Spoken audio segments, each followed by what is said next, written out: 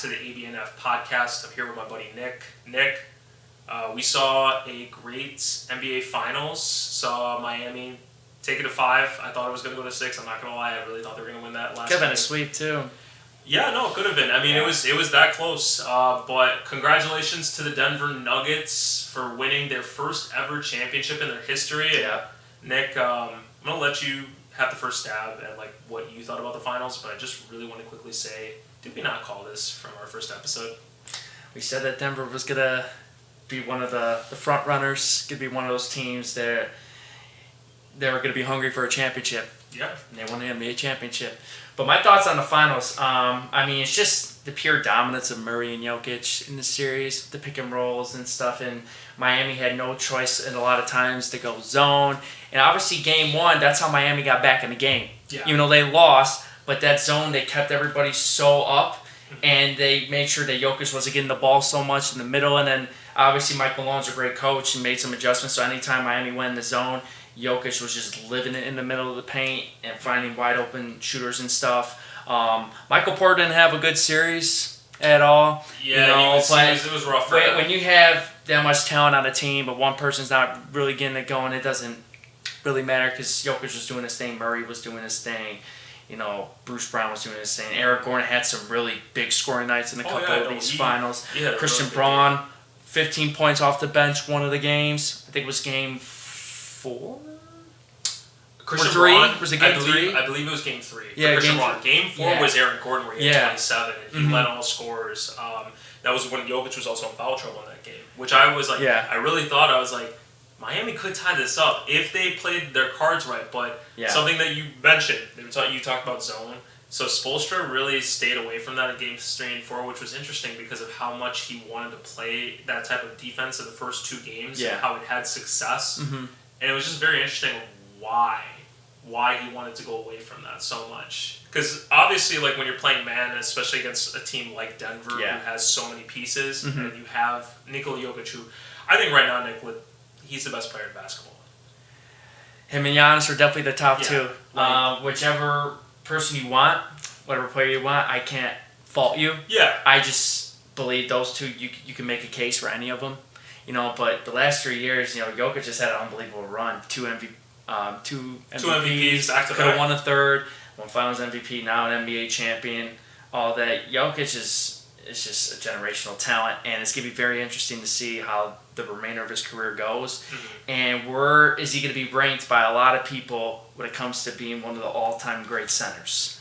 100%, and I think that like him winning that championship now has kind of cemented his legacy already. And I know that I feel like we do that so much in today's like basketball world. We talk so much about the legacy of players and guys, like Giannis, feel like they've already cemented their legacy. When he won 2 years ago back in 2021, everybody put Giannis at this next step. Like he finally got over that hurdle. Obviously, we've seen that with a bunch of players when LeBron did it the first time in Miami. That felt like they put him over the hurdle with that. Obviously, with Dirk as well when he won in 2011. Even KD, to an extent. I know with the Warriors there was a little more of an asterisk because of the team he was on. But even him, when he won that first chip, you had to give KD his respect with that. And even Kobe after Shaq left. That's another good one too. We could have so many instances where we talk about that. Yeah. And I just feel like for Jokic in himself, like he was just dominating from like the beginning of the playoffs to the end. I mean, like it was like video game numbers he was putting up in the finals. And even some of these games, the one thing about Jokic is he doesn't need to shoot the ball a lot for people to know that he's the best player on the floor. He reminds 100%. Me so much of, I know it's a different position, but he reminds me so much of Larry Bird. Larry Bird could shoot 12 shots in a game, but could go 8 for 12 for the field, have 24 points, 11 rebounds, 13 assists. This guy shot the ball only 12 times, but he's by far the best player on the court. That's just how Jokic is. Even I think it was game 4, he only took 3 shots in the first half or something. He was 3 for 3, and he almost had a triple. I mean, it's ridiculous. He only had 7 shots like last game, I think, until like the third quarter or something like that. It was like he doesn't really need it. And the crazy part is his highest scoring game was the game they lost, which was when he had 41, I believe, that game, but like had like no assists whatsoever. I think only like 3 or 4, right? Yeah, it was like 4 assists, I believe, that game, and Miami won like narrowly, but that was our game plan game too. No, and I mean, like, it was a good game plan because I think for a lot of people that don't watch the Nuggets that much, something that Jokic loves to do is find his teammates, and that's something that you saw like throughout the playoffs. He didn't have to dominate you one-on-one like some players do. Yeah. He would find his open shooter, find somebody who's cutting down literally to the hole, because you saw a lot in this series. Yeah. Aaron Gordon had so many wide open layups or just like easy baskets to put in, and also Christian Braun, so many backdoor layups and stuff, dunks and stuff. And the thing about Jokic is, since he's such a good passer, teams are starting to realize if we double, someone's gonna be wide open for three. He's gonna find them 10 times out of 10. That's just how his IQ is as a basketball player. And with Miami, obviously some of the guys that were lining it up from three this entire postseason, but in the finals didn't happen. Max Strus, he had 2 games in the finals, 0 points, donuts. Yep. But he had a really good game 5. It was. He had a pretty decent game 5. Yeah. But game 4, Vincent and Strus, if that's your starting backcourt, they combined for only 2 points in the game. And that's a finals team. Yeah, that's tough. It was tough, and even like Caleb Martin struggled a lot in this series. Yeah. I believe the best game he had was game 4. Actually, I think that was the game, and because he had that one spurt. He had like 8-10 points in like a minute and a half or 2 minute span or something like that. And that was almost like Jimmy in game 5. Yeah, he had that 13-point like span just by himself in the fourth quarter, got back in the game. Mm-hmm. I just feel like there was too much of that happening in the finals. And for Miami, one thing that I looked at a lot is, dude, I don't know how many times I was gonna be like, Bam, please, like, just buy a ticket to like Taiwan, go team up with Dwight Howard, because I felt like there were just stretches where he just looked so uncomfortable shooting the ball, like, and it was kind of ironic too, because Denver really kept him out of the paint in the series. If you noticed, he was forced to take a lot of jump shots, and I just really hated, like, and sometimes when he had the mismatch on him, like, for example, when he had Jamal Murray guarding him, or he had one of the other guards like Bruce Brown or KCP, it's like, dude, you are like a lot bigger than them. Like, you need to be like backing them down. Don't go for like a 10-foot jump hook. That's not your game. And that was really where it was like, I don't get that. Like, what's going on? Yeah. And this is the series where they really missed Tyler Hero. They really missed a guy like that. Another guy that could create for his own shot. Like, a lot of these guys that Miami had, like Strus, Duncan Robinson, they're not really shot creators. No. They're guys that'll come off dribble ball screens, or they get wide open perimeter shots, but Tyler Hero can get his. Do you know, I actually want to give one big prop to Duncan Robinson, because something I noticed that he did in the finals that we haven't really seen him do a lot is he actually attacked the basket. He drove in the ball, and he wasn't afraid. Strus last game. Yeah. Yeah.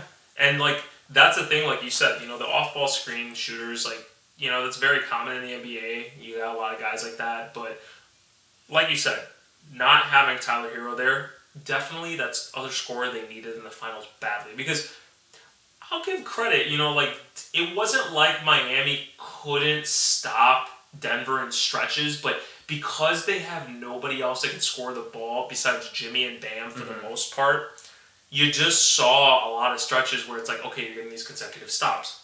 Where's the scoring? Nobody's hitting a shot. So it was back and forth, and obviously Denver's going to get those second chance points because they're so much bigger. They're going to own the glass every game. That's one thing I want to bring up, especially about Michael Porter Jr. He really struggled from the perimeter. But you saw in games like 3 and on, he was crashing offensive boards, getting backdoor, cutting to the rim, getting those teardrop floaters and stuff. Michael Porter realized, hey, my normal game ain't working. I got to go to something else. No, and that's a good point, too. Yeah. Something I also, like, watched in, like, Game 4 and 5, which was, the amount of, like, times where Miami would get stops, but because they have nobody besides Bam that's on the floor that's, like, above 6'6", they were getting destroyed in the second chance, like, points. Like, they, like, literally, I swore there was, like, 5 possessions in Game 5 where, like, you see Denver missing a layup, an easy layup, but you literally have somebody that was right there to put it right back up for them,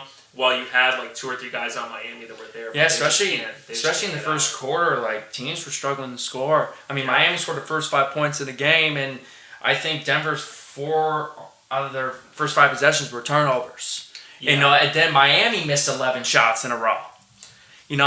So when you got Denver, struggling and stuff like that, that's when you got to take advantage and capitalize. And especially in that first quarter, it's like all these first quarters were so low scoring. It's like both teams really had tough time scoring in the first quarter in these finals this year. And the way with the NBA this year, that's something we've talked about too, where it's like almost like there's no defense played. Do you know this game was 94-89? It was the final score. So yeah. When you talk about like defense, you don't see that really in the finals anymore. Yeah. Like I don't really see it. And one thing too is like a lot of people bring up like how Jokic is not a good defensive player. He's not a rim protector, this and that. But did you know that Jokic, as a primary defender in this series, Miami shot 35% from the field as Jokic just a primary defender? And so we got to give him props when it's due, because that's one people that say that that's Jokic's flaw is his defense. But 35% as a primary defender, I mean, you're doing something right. I'm just saying. It's not bad. And he also, did you notice how many times he got, like kickball violation doesn't really do anything, but how many times he stopped the backdoor pass by just literally him extending his foot out and just saying, like, denying the ball. Yeah. And, a lot of guys don't do that, but there's no rule that says you can't do it. What's the worst that happens? They just get the ball back, and now they have to take it out on the side. Yeah. You're forcing them to have to like figure out another way to beat you. So I'll give that to you too. Yeah, and I'll say this too real quick. With Jimmy and Bam, those are gonna be this is when you need to have your best players to be able to have a perimeter game. Like Jimmy's not really known to have a perimeter game. He's known, doing his post ups. Getting to the paint. Lives at the free throw line. Bam lives in the paint too. Yeah. And when you have your shooters not knocking down shots, at times you're going to need your star players to really step up. Yeah. And I think Jimmy, it's like a lot of these games, he took way too long to get going in a lot of these games. Exactly. In the finals. And in Game 5 too, I just want to point out when they were down by 1 and there was about a minute left. And, he backs down. And I know with Jimmy, his game is, like you said, he doesn't really have a crazy perimeter game. So either, like, when he does that back down on the baseline like that, he's either going to look, A, to pass it, or B, to try and find, like, a turnaround jumper if nothing else is going. Yeah. And I really hated how he tried to force that pass. And I don't remember if it was either Strus or Vincent he was trying to pass it to. But I really hated that play because I felt like he could have found something better than trying to force the ball when they knew what he was going to do. Yeah. So, and even like the one where he threw it out to Strus and he tried to take that corner three, I just didn't feel like that was the best play. Yeah. And those are two instances. And that's a couple things too real quick. I think Spoelstra should have challenged that play with a minute and a half to go in the game. He might not have won the challenge, but if you got a challenge, who's to say there's not going to be another play that it could be a 50-50 call? That's true. At the end. And number two, too, when Miami gets the ball down 3 with like 15 seconds left of the game, first of all, Jimmy's not I know he knocked down a couple threes in the fourth quarter, but he's not a three-point shooter at all.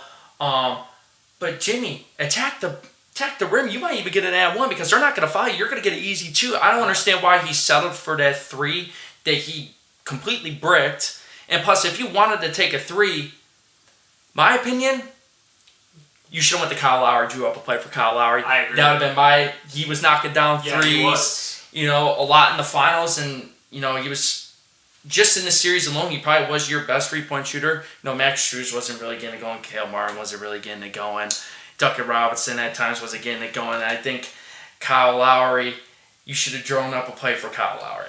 If you wanted a 3-point shot. Well, I think with Caleb Martin, and we'll go back to Kyle Lowry in a second. But I think with Caleb Martin, the problem is it's not that he wasn't it's not like he can't get it going. Yeah. I think the problem was he had such a reduction of minutes because they had to play bigger because of how big Denver is. Mm-hmm. And if you remember last round, Caleb Martin was in the starting lineup because you could play small with Boston. You don't have a Jokic on the other side. Like, no offense to Robert Williams and Al Horford, you guys are great defenders. Yeah. But you're not an offensive threat in the sense of where Nikola Jokic is. Mm-hmm. And that's something that you kind of see the exposure because I feel like every team outside of Milwaukee, right?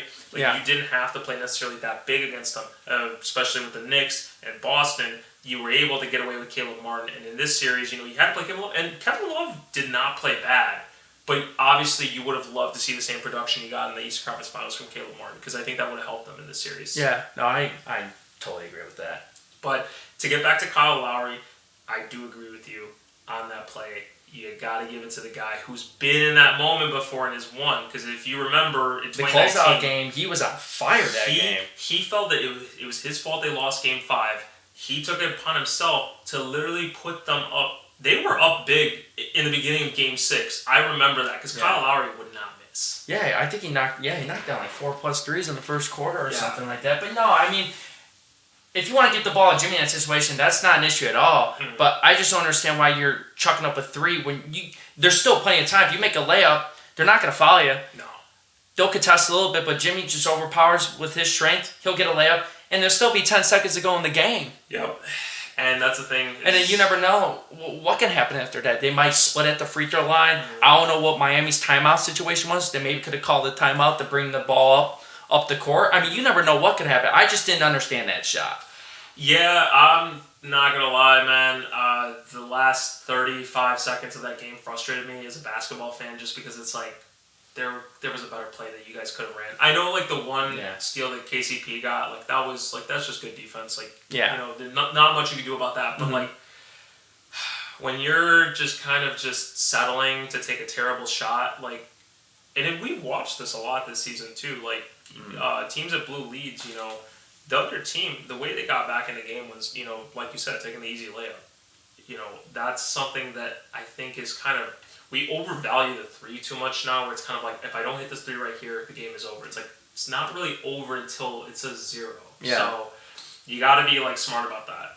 And, Nick, I just actually want to point this out. I think it's really interesting for, like, Denver. Like, I know we've talked a little bit more about Miami. I just want to say one for, like, Jamal Murray. I think this was a great sign to show that, hey, when I'm fully healthy, you know, I'm a really good player. And, like, you cannot, like, deny that of me. This dude was putting some, like, records with Jokic in the finals. Yeah, didn't he break a record in the finals? Was it the first 4 games of the finals? He had 10 or more assists or something? 10 or more assists with 0 turnovers. Yep.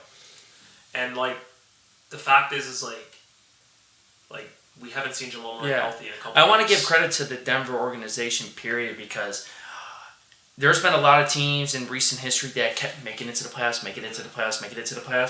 and then they break up the core. Yeah. Because they try to think, oh, okay, this is never going to happen. Mm-hmm. Look at what, you know, Murray's had injuries, Michael Porter's had injuries, Mike Malone and, you know, his staff in the front office never gave up. They made a few moves here and there, little sneaky moves, get Aaron Gordon, get Bruce Brown, get KCP, get Jeff Green. Yeah, they're not big star names, and of course, in the offseason, those kind of moves are not going to get talked about. No, but you put those pieces around the stars, and if they're healthy, you can win the championship. And I think it's crazy, too, because some people might not realize who else they actually had on this team that didn't even play in the playoffs. Reggie Jackson, Thomas Bryant, Ish Smith, all those guys. Like, these are guys that have been playing. Obviously, like, for Ish Smith, you know, he's been a veteran point guard, been bounced around a bunch of teams. Yeah. Great to see that, you know, he got a chip. Obviously, Reggie Jackson, you know, literally was on. DeAndre Jordan. Yeah, DeAndre Jordan, great. And you know what? Like, some of those guys are there for, obviously, leadership purposes, too. Yeah. Like, DeAndre Jordan, for sure, was there more as, like, a mentor. Like, a more of a Udonis Haslam role, because I feel like his days of... He had to get some minutes because Aaron Gordon, they were in foul trouble.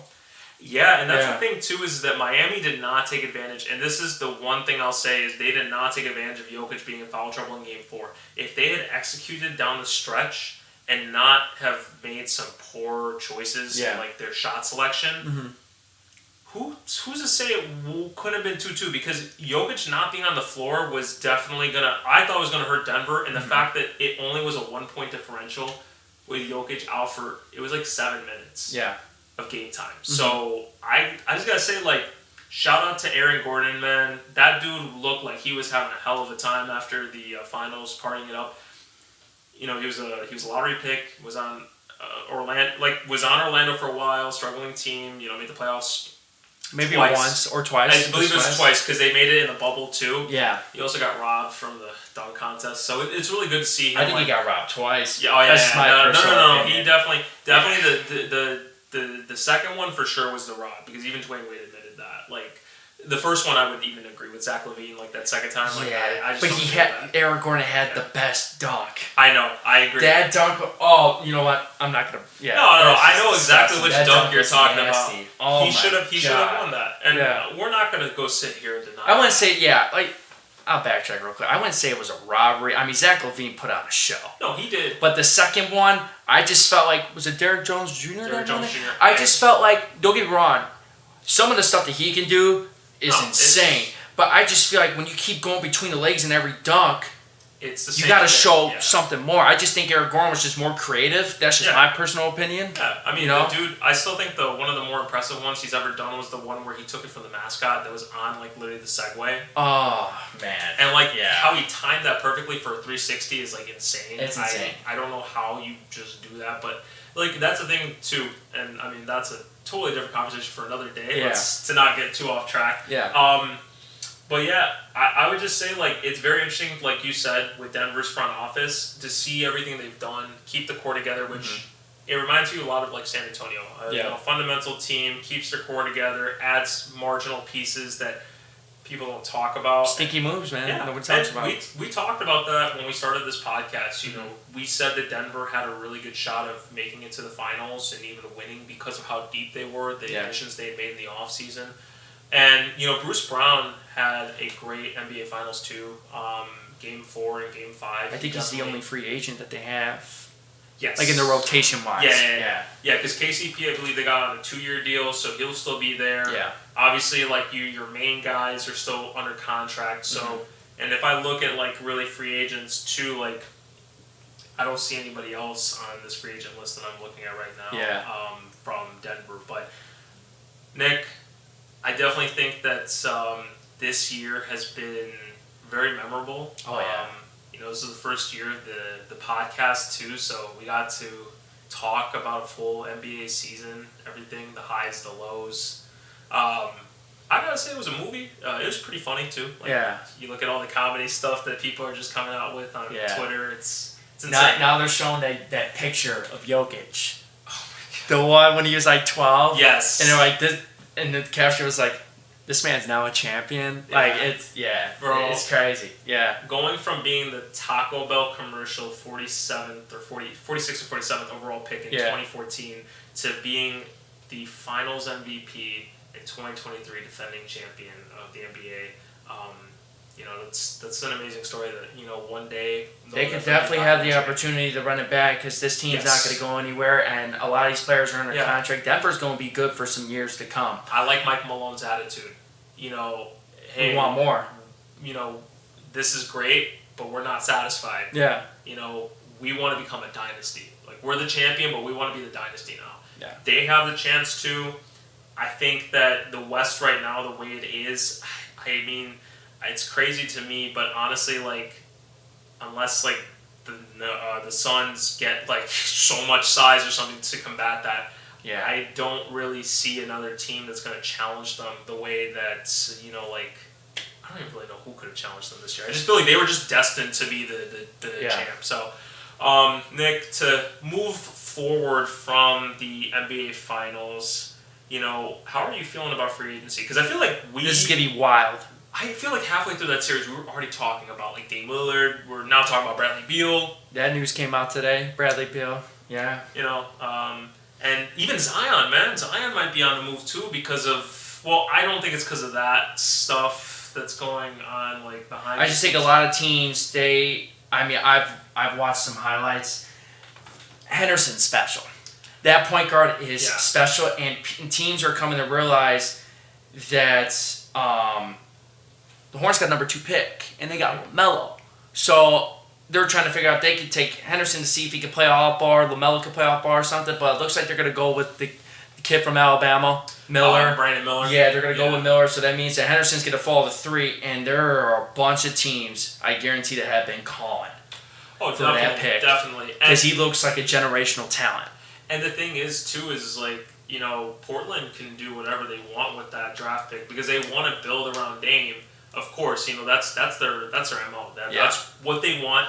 And I mean, depending on what team gives what, I mean, yeah, we could be talking about, the Trailblazers being that, like, sneaky team, especially if they make the right moves in free agency, too. There's a lot of guys. There's a lot of good free agents. Yeah. Especially the guard play. It's going to be very interesting to see Fred VanVleet. I think he's going to be on the move. I personally think he's going to go to Philly. I think Harden's going to move, and I think Fred VanVleet is going to go to Philly. That's just my personal opinion. But he's from Rockville, Illinois, and the Bulls do need a point guard. You get rid of Vooch, get some cap space. Fred VanVleet, you want to play with Zach and DeMar? That's my recruiting. I'm as Bulls fans that we are, Fred VanVleet. I think he's gonna go to a really good team. I think Phoenix and Boston are gonna make a trade. Okay. I think they're gonna send Chris Paul to Boston. Okay. Boston needs a point guard like Chris Paul. Now, obviously, there's health concerns. He hasn't been healthy in the playoffs, but Boston might want to take a chance on that because there could be a good regular season team no matter what. So they could. Chris Paul might only play maybe 45 to 50 games in a regular season, but as long as he's healthy in the postseason and you got a true point guard that can distribute the ball the right way, something that Boston's really need. Phoenix needs some perimeter defense and frontline defense. Why not have a guy like Marcus Smart on your team? It fits both teams. It's not a bad move. It won't be like a straight up trade, but that's something that could potentially happen. And James Harden, I think he's on the move, especially now. Doc Rivers' comments on that podcast, that was very interesting. Yeah, I was very surprised he went on a Bill Simmons podcast, talked about James Harden and how they don't see eye to eye with how to win. Mm-hmm. You can definitely tell that even Doc knew that he wasn't going to stay. Yeah, I know that he's not the coach anymore, and it's Nick Nurse. But I actually think that's a good. And that's another reason too why Fred VanVleet might go to Philly. He loves Nick Nurse. I definitely agree. So I'm looking at some of the free agents too that are on this list. So even somebody like Kristaps Porzingis. Yeah. I think that here's my thing with Washington. I think they should just blow it up. That's my personal opinion. Yeah. You're a 37-win team with Kyle Kuzma, Bradley Beal, and Kristaps Porzingis healthy. That's not going to cut it. You're not even going to make the play-in. I would really consider what you can get for Bradley Beal. Let Kristaps, usually I feel now it's more like everything's like a sign and trade at this point. Yeah. So, I think that he's going to probably decline his player option, and see what happens. Mm-hmm. And then even another one that's going to be interesting too is Vooch. I know you were just talking about that. So I know Chicago fans like to rip on Vooch a lot. I'm sorry, but we have no other option. We're going to probably end up re-signing him. As much as I'd love to see him... We're definitely going to re-sign him. It's just a matter of if it's going to end up being a sign and trade or not. But the Bulls are going to extend him. They kind of have no choice to. The market's not good for centers, so... It's not.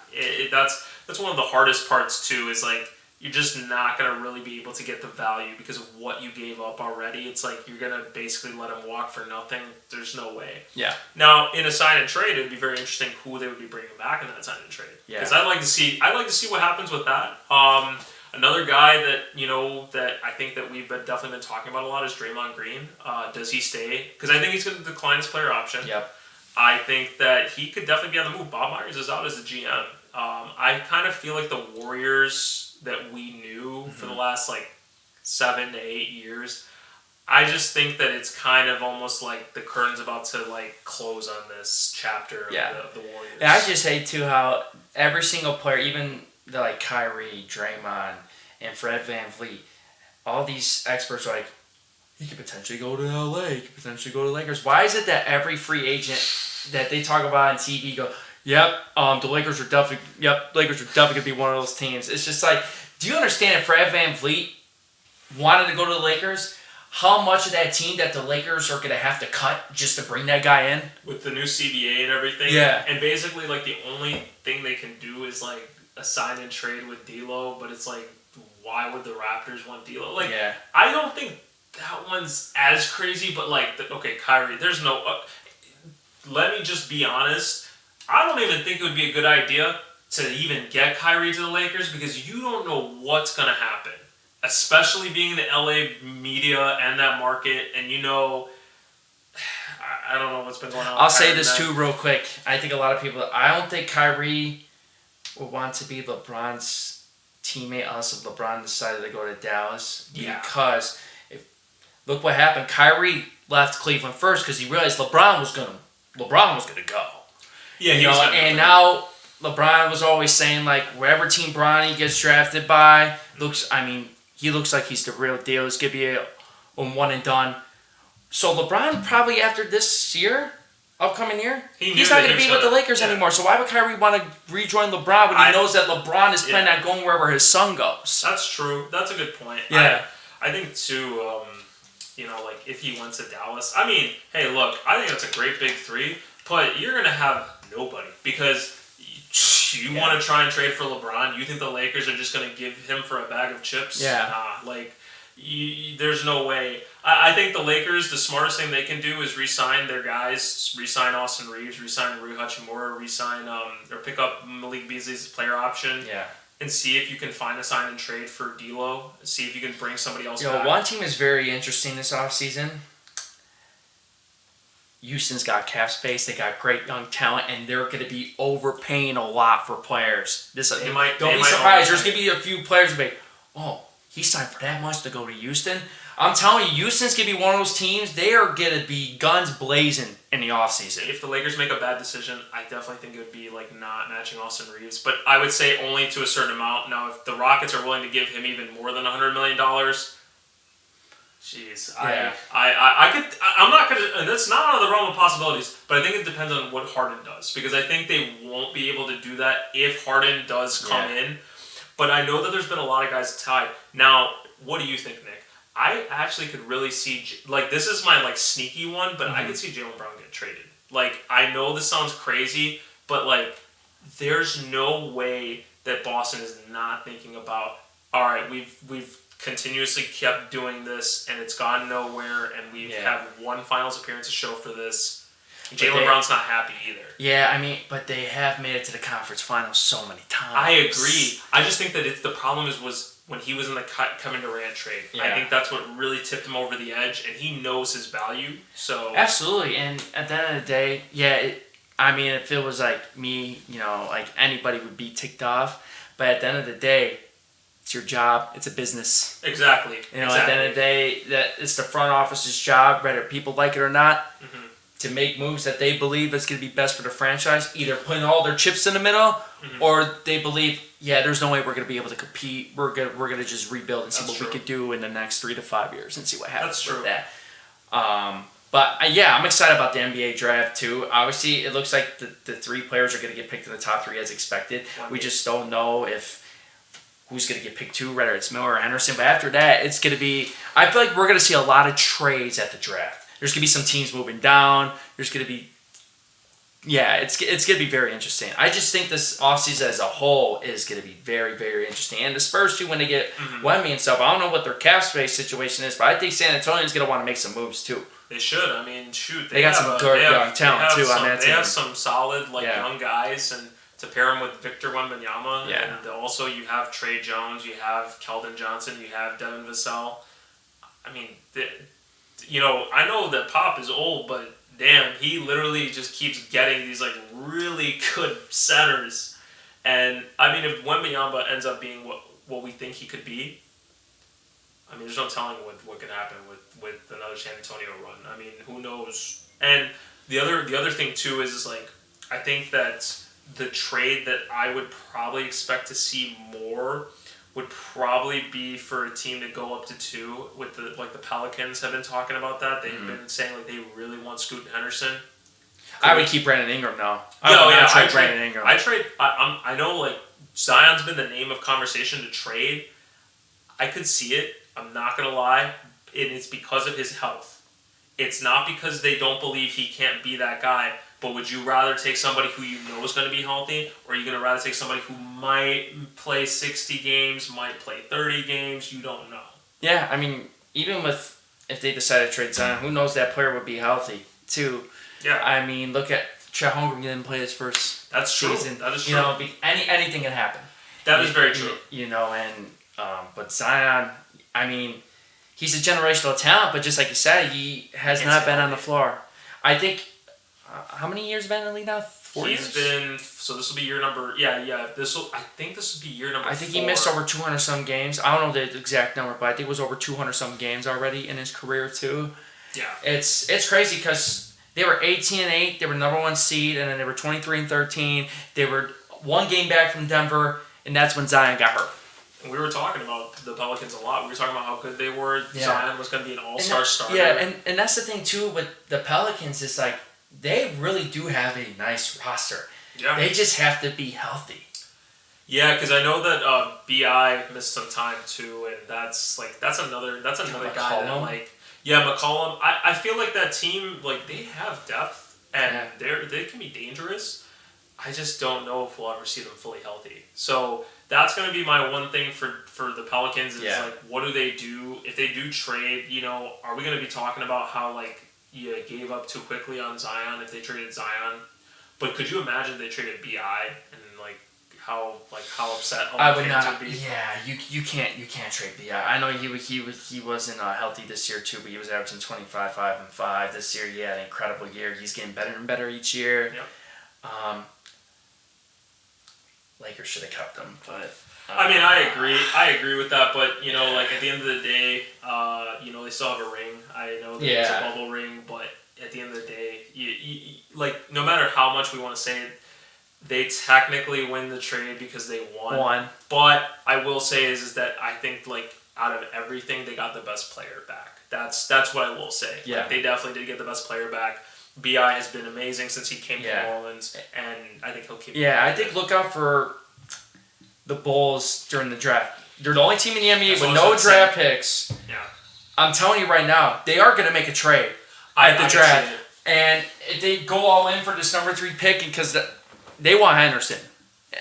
The Bulls need a point guard. They need a generational point guard. They'll trade DeMar. Yeah. I think something like that's going to happen. The Bulls are going to trade somebody. It doesn't matter who. I could see it. I just think I think that they have to kind of wipe themselves clean of like the moves they made 2 years ago. Look, I loved it when they got all those guys, but right now at least they were trying. Yeah. And I think right now, like you have to admit like okay, this Lonzo move did not work for you. Obviously, nobody knew his knees were that bad. Yeah. And you know what? Scoot Henderson, if he is the generational player that everybody says he is, and the Bulls are able to get him, and him and Zach look really good together, we're not going to be talking about how that was a bad trade or something. So I want to see it because AK, I think like this is his last year that he's going to really get the chance from the fans before like people are really going to be saying, yo, you got to go because you're not making. Especially at the trade deadline too, he did absolutely nothing, and the fans killed him for it. He did absolutely nothing. Yeah. And I get it, you can't trade Zach. You gave him too much money. You're gonna literally look worse actually if you traded him.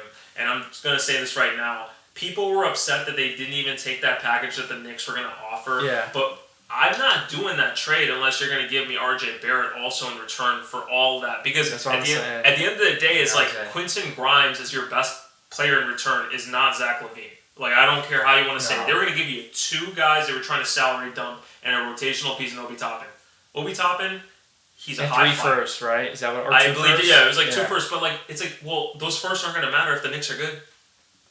Like, not going to be high draft picks. They were not going to. So what are you really getting out of that? Because, like, I don't remember when Jalen Brunson was going to be 35 years old next year. They have some guys. That's just that would have been a bad trade for the Bulls. Yeah. Let's see what they do. Yeah. I think they'll build around Zach. Mm-hmm. Yeah, it's this offseason is gonna be very interesting because there's a lot of good teams that are gonna be very aggressive, and there's also gonna be very bad teams. They're gonna trade their star players to just unload and soak up all the young assets they could potentially get. I think Bradley Beal, and the thing about Bradley Beal, he's the only player in the NBA I think with a no trade clause. So he's going to be able to dictate not only the team that he wants to go to, but also who he want to play with if he gets traded on that team. People forget Kobe was in the same situation. Yep. And I hate to bring up the Bulls again, but he wanted to go to Chicago. And he did not want to go to Chicago if Luol Deng was a part of the deal because he wanted to play with Luol Deng. Yeah, it's going to be like how Bradley Beal, he's going to be able to dictate everything in his trade. So, I hope he makes the right decision. I think he should get out of Washington. Like Dame, dude, you got to get out of Portland, my guy. You're never going to draw any, free agents and stuff. Yeah. And obviously you don't have a guy like in the side Ujiri that's going to put all his chips in the middle like he did to grab Kawhi and then win the chip. But, yeah, those guys just got to go. They just got to go. You're never going to win there. It's very unfortunate, but it is what it is. I would say, Dame, you should go to Miami. I'm not going to lie. The Heat culture, Pat Riley, winning. You're going to be playing with Jimmy and Bam. That's still better than most of your career of who you've been playing with. No disrespect to guys like CJ McCollum. And obviously when they had like that first year he was playing with like LaMarcus Aldridge and like that like older Portland team. Yeah. But you can't tell me that those two guys aren't better than most of the guys you've been playing with the last couple of years. Like, I don't see that. And honestly, if you have somebody like Dame, the finals could have been a lot different because you have a guy that can score, hit the three. He's a game changer, and he loves playing against Denver. Man. So box office. Yeah, and that's going to be the thing, man. I definitely think the Warriors too are going to have an interesting offseason. It's another team. Because you don't know what's going to happen now. They're probably not going to be able to resign DiVincenzo because of what he wants, and the new CBA basically is going to kind of almost force the Warriors to have to rebuild.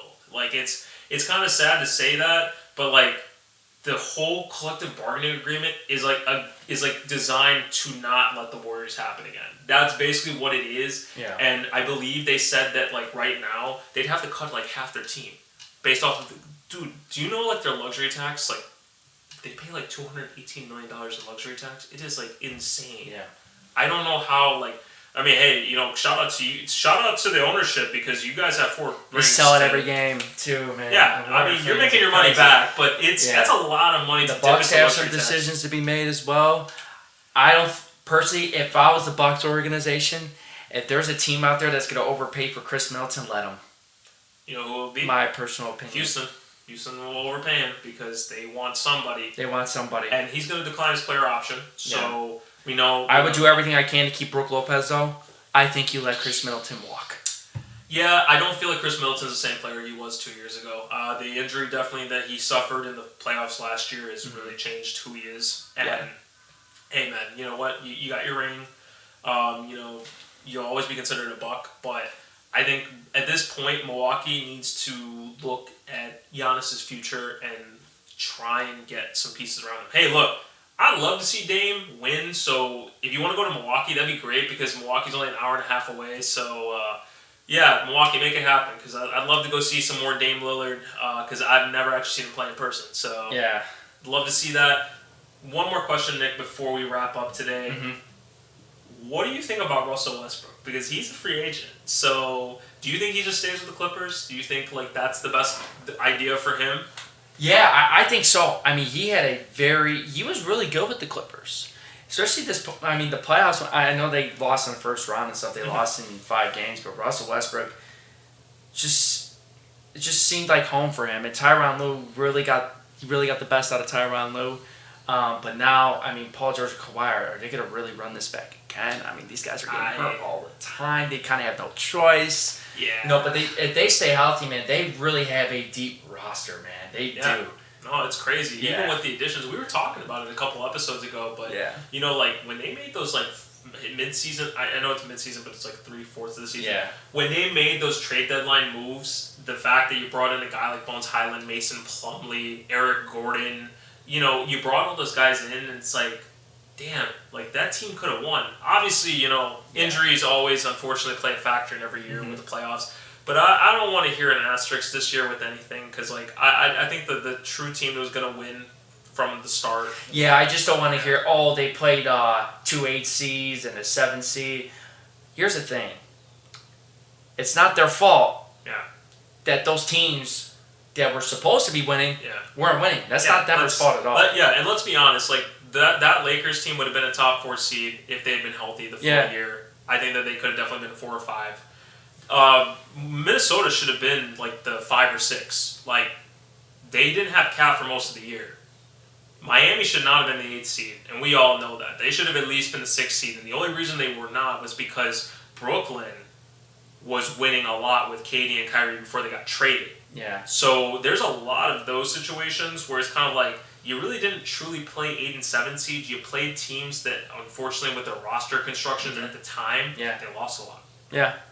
So, even there was rumors like Atlanta, they might be dealing DeJounte Murray. I've been hearing about that. Do you think Trae Young could go, possibly? I've heard that one too. But not to LA, please. I don't want to hear that. No, I don't think Trae Young's, unless if he requests it. I think the franchise realizes Trae Young puts fans in the seats, and they have been making the playoffs pretty much every year since they've had him. Yeah. So I don't think he'll go anywhere, but the thing is, that's crazy, though, because you give 1 year with DeJounte Murray, you traded all those first-round picks, and you're just going to deal them. Yeah, I'm not going to lie. That would be really bad if they did that. Also, you know a move that really hurt them was getting rid of Kevin Huerter. That was I was listening to a podcast, and they brought that point up, and I was like, damn, that's pretty good. Because, I mean, like, they obviously wanted to have DeJounte Murray come in. They needed the cap space, and you weren't going to get rid of DeAndre Hunter. And just kind of like, you really needed a guy like that, especially like when you need some other shooting. Mm-hmm. Like, he's your guy. Yeah. So I don't know. There's going to be a lot, Nick, and we're going to definitely be staying on top of this, especially with the draft coming up on the 22nd. Yeah. So we'll have our episode talking about the draft, the reactions to it. Free agency won't be too far after that. Mm-hmm. Nick, even though the season ended, man, our podcast has a lot of big stories that are going to be coming up soon. Yeah, absolutely. We're still going to be dropping episodes whenever we can. Talk about breakdown of the draft. Once the free agency happens, when players start moving to different, who gets paid where, who's overpaying for who, teams that are not going to re-sign players that are restricted, things of that nature. Mm-hmm. It's going to be very interesting. This is going to be a wild offseason. I definitely agree, man, and I'm ready to talk about it with you every step of the way. It's going to be a great time. Thank you guys again for listening to us, giving us your guys' support. And we also, too, real quick, want to start having guests. Yes. Too. So if you guys, if anyone out there, big basketball fans, we're very interested. So please hit up our social medias, and we'll definitely make that happen. Definitely, yeah. Hit us up. Definitely let us know if you want to be part of it, because you know what, we want to try and have more episodes too. So it'd be good to talk about certain teams. Maybe you want to talk about your team. Let us know what you really want to talk about, and we can make that happen. Yep. But make sure also, guys, if you haven't already, share this with whoever really likes basketball or wants to get into basketball. I feel like they can learn a lot from this podcast. Absolutely. Subscribe. Follow us on Twitter. Follow our Spotify page. And make sure to keep tuned because we have a lot to come for Nick and myself. This is All Ball, No Foul. Have a good night. And we will be seeing you very soon.